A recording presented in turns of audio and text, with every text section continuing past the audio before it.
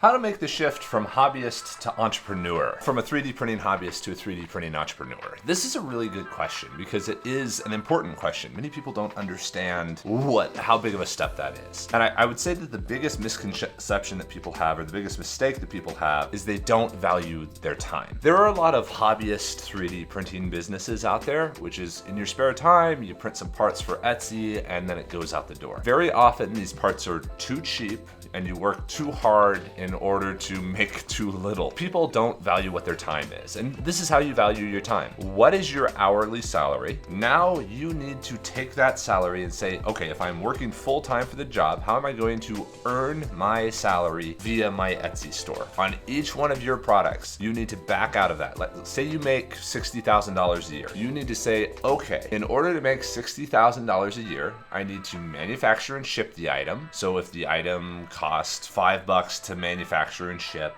you then need to pay yourself. So in order to earn $60,000, you need to make another $5 on top of that. That means you have to sell 10,000 items in a year in order to pay yourself. That is the scale of business you have to create in order to make a living. This is something people really don't realize. They're like, I'm selling this, I'm making $500 a month. How do I go from there? And they don't realize how much has to be done. Now, okay, so you figured out, okay, I have to sell 10,000 items per year in order to pay myself and make a living that's reasonable. Now, how do I do that? You have to learn marketing. You have to hire other people. If you want to grow a really big business, now you have to pay somebody else $60,000 a year, which means that you just doubled the number of sales that you need to make again, and so on. The scale difference between hobbyists, where it doesn't matter, you ship stuff on time sometimes, you work to get some reviews on Etsy and you hope you sell some stuff. That is the biggest disconnect between going from hobby to entrepreneur. Now, it is doable. You're gonna have to eat noodles and ramen for a little while in order to get started,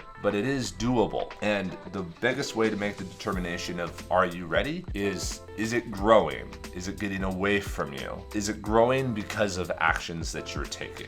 Is it growing because you're lucky? Like a video just went crazy one time? Is that actually the reason it's growing? Or is it growing because each day you show up, you send this message, you turn on this ad, something else, and it keeps on growing when you do that?